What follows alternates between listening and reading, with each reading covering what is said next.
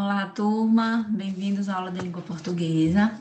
Hoje nós iremos retomar o que nós vimos semana passada, o período composto por subordinação, né, que trouxe uma revisão do que vocês viram no 8º ano, certo? O período composto por subordinação, como vocês sabem, é aquele na qual as orações elas são dependentes, né? Há uma oração que precisa de outra para completar-lhe o sentido, né? Por isso que ela é chamada de subordinada, né? Eu trouxe um pequeno texto para que vocês entendam quais são essas relações de subordinação estabelecidas entre as orações e quais as funções que elas exercem, certo? Por que a iodação do sal é obrigatória no Brasil? Em atendimento à Política Nacional da Alimentação e Nutrição, o sal é o alimento selecionado pelo Ministério da Saúde para suplementar iodo à população. A quantidade de iodo que os seres humanos necessitam durante toda a vida é o equivalente a uma colher de chá, porém, o iodo não pode ser estocado pelo organismo e deve ser ofertado em pequenas quantidades, continuamente. O produto que cumpre esse papel é o sal, por ser consumido em pequenas quantidades diárias. Além disso, o iodo não afeta sua aparência nem sabor, e as técnicas de iodação são simples e de baixo custo. A fim de que seja suprimida a necessidade do iodo pelas populações, diversos países adotam a iodação do sal para consumo humano, o sal de cozinha. Embora não se deva consumir sal em excesso, porque ele pode trazer prejuízo à saúde, o consumo moderado e diário é essencial.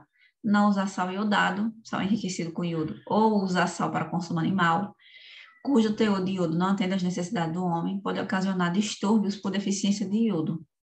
Para que seja considerado próprio para consumo humano, o sal deve conter teor igual ou superior a 15 miligramas, até o limite máximo de 45 miligramas de iodo por quilograma de produto, né? Vocês perceberam que eu destaquei, né, algumas expressões no texto, né? Cada uma dessas expressões, ela exerce uma função, ela possui um valor semântico no contexto de cada período, né? Por exemplo, quando eu digo a fim de que, eu estou dando a entender, né? Eu estou expressando finalidade, né? Embora aí ela tem sentido de oposição, né? É uma ideia que está sendo oposta que foi apresentada anteriormente. E para que seja também, né? Ela tem a função de finalidade, né? De acordo com, né? Aí nós temos uma função de conformidade, né? Ela traz para esse período o que nós chamamos de ação conformativa, né?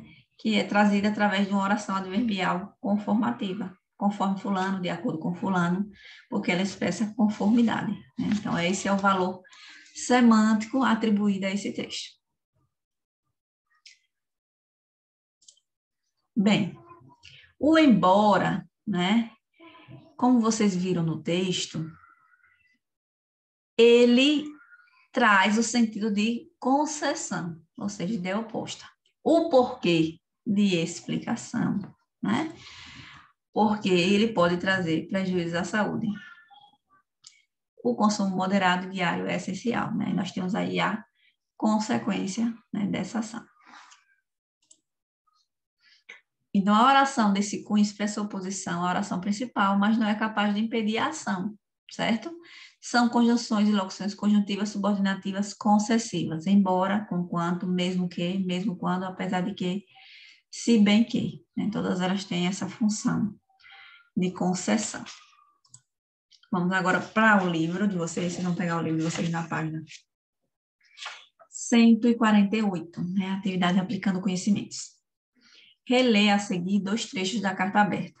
Segundo a Fundação Getúlio Vargas, se o número de turistas aumentar em 20%, o impacto positivo na economia carioca será de 6 bilhões e 98 mil postos de trabalho serão criados.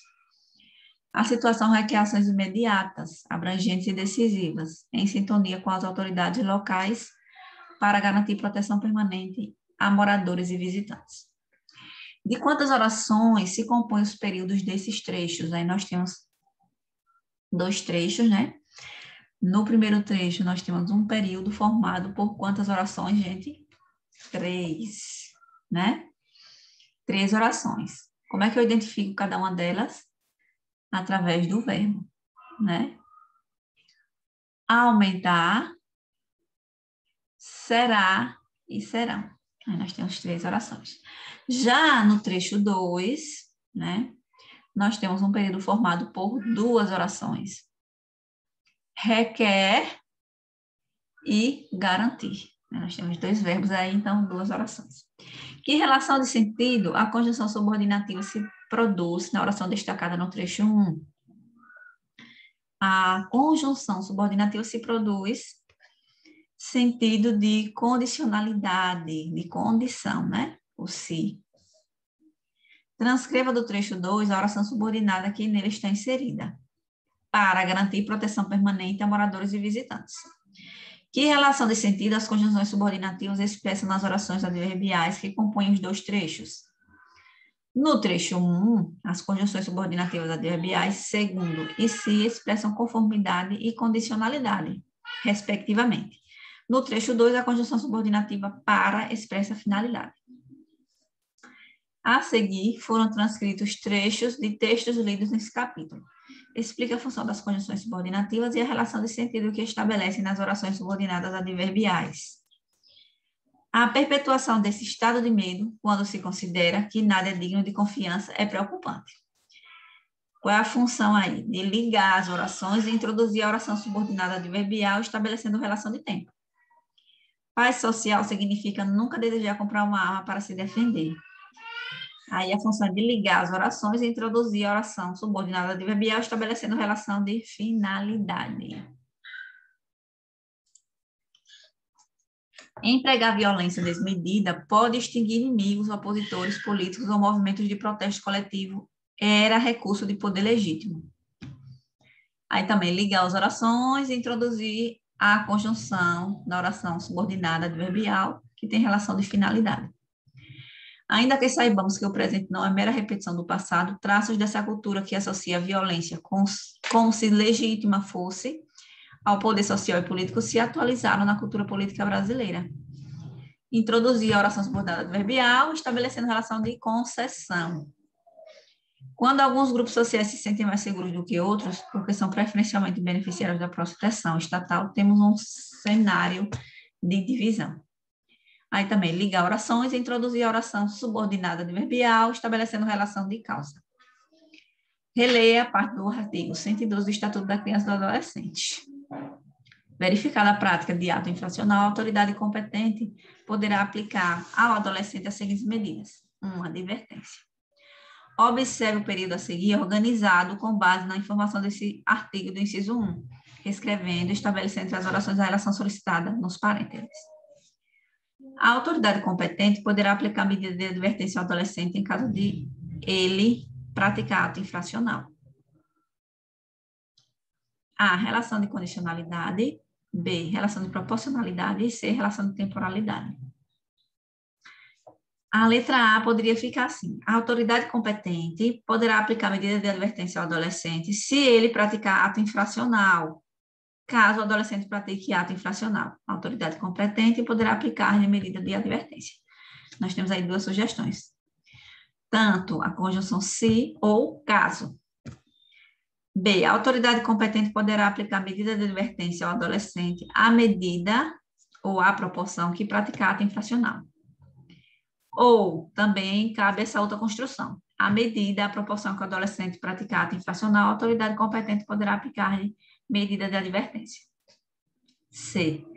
A autoridade competente poderá aplicar medida de advertência ao adolescente quando ele praticar ato infracional. O quando aí é o determinante de temporalidade. Toda vez que o adolescente praticar ato infracional, a autoridade competente poderá aplicar medida de advertência. Certo?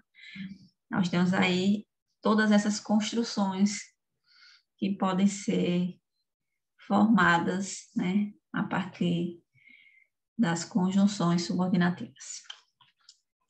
Bem, nossa aula chegou ao fim. Até mais e fiquem em paz.